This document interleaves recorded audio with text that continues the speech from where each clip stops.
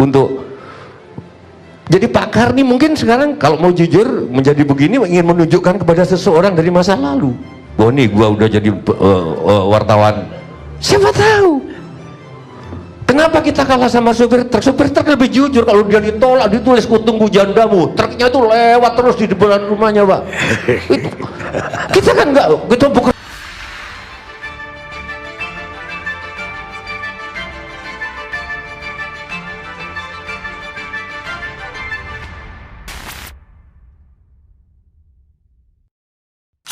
Setelah mendengarkan Ustadz Arifin,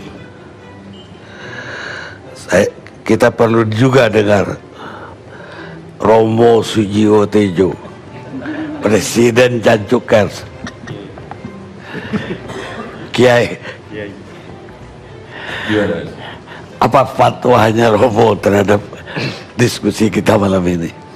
Bukan, saya mau jujur aja, tadi malam ketika saya di SMS untuk acara ini, saya bangga, saya kira suruh ngomong soal senjata gitu loh. Terus aku scrolling ke bawah, ternyata suruh ngomong soal nikah siri. Ini lebih menyangkut kepentingan publik. Iya, tapi ini menyangkut aib kita semua gitu loh. Oh. Gimana Pak Karni? Apa pendapat? Kalau saya jujur dengerin, mungkin karena harus berbicara dari sisi itu, dengar Farhad, dengar Buning, dengar bapak-bapak yang lain, pernikahan kok jadi mengerikan gitu loh, kok jadi dipagari oleh dinding-dinding peraturan. Karena bagi saya pernikahan yang mulia itu pagarnya cuma cinta gitu loh. Jadi saya misalkan menikah sama beliau keluar negeri atau kalau aku nggak, karena aku cinta. Kalau beliau nanti macam-macam ya berarti sudah nggak mencintai aku nggak akan mempertahankan. Buat apa? Cinta nggak bisa dipaksa. Karena saya berprinsip bahwa menikah adalah nasib, mencintai adalah takdir. Kau bisa berencana menikah dengan siapa, tapi tak bisa kau rencanakan cintamu untuk siapa. Menikah adalah proses-proses hormonal di bawah saraf tak sadar. Kalau saya datang ke sini, saya ditanya kenapa saya datang ke sini, ya karena saya suka Pak Karni, karena saya akan bertemu dengan ini itu. Tapi kalau didedes kenapa, saya nggak bisa jawab. Dan ilmu pengetahuan mengatakan bahwa manusia hanya digerakkan oleh 12% kesadaran, 78-nya saraf nggak sadar. Gimana kita akan menuntut kesetiaannya? Wong aku jatuh cinta padahal nggak tahu, tiba-tiba di lift, tiba-tiba jatuh cinta. Bisa begitu ya? Karena naluri cinta itu kan alamiah, bukan kebudayaan. Dia nggak bisa direncanakan. Akhirnya yang saya melihat orang-orang, akhirnya sebetulnya cuma ngempet. Jadi kita nggak usah ngomong Pak ini tersandera sama itu partai Indo, Pak ini tersandera sama ini, nanti pra pengadilan. Nggak usah jauh-jauh, kita semua tersandera. Mau ngomong kayak Pak Arifin Ilham nggak berani, mau minta izin, nggak minta izin juga udah bosen. Gimana aja akibatnya? Kerjanya kalau dia jadi hakim, kerjanya nggak ada cinta Pak. Saya ngebayangkan pekerjaan kepolisian itu kayak puisi juga bagi polisi. Pekerjaan kewartawanan adalah puisi juga bagi Pak Karni. Jadi mengerjakannya dengan cinta, dan itu kalau lagi dengan pasangan lagi. Makanya Khairil, perempuan Khairil itu kan, Khairil Anwar pernah ngomong ada banyak bahaya di dunia ini, diantaranya mencintai penyair.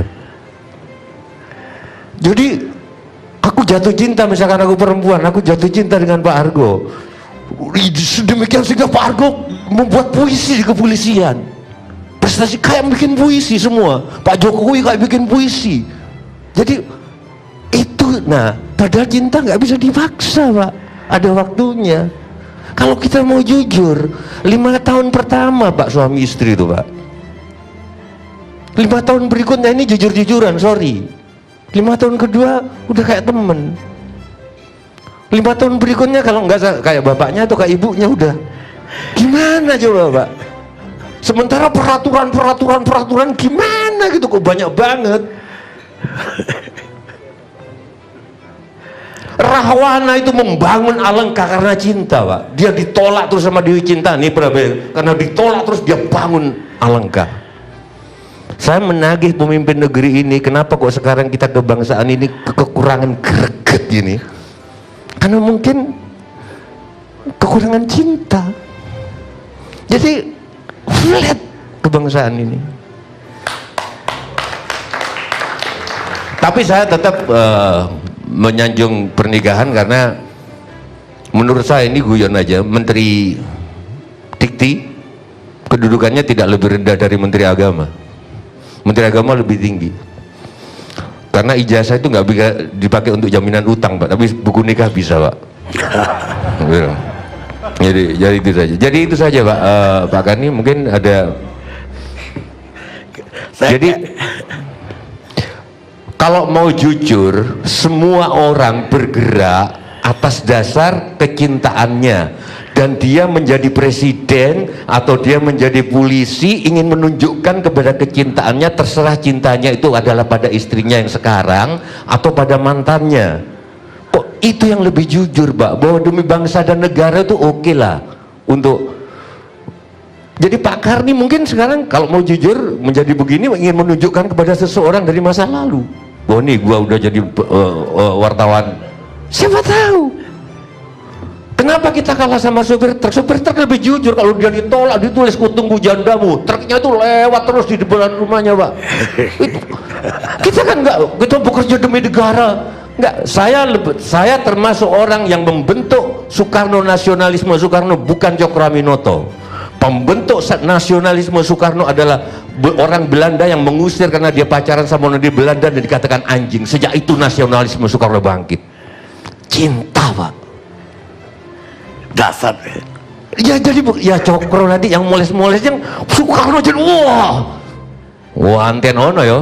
Aku proklamasikan Indonesia ini.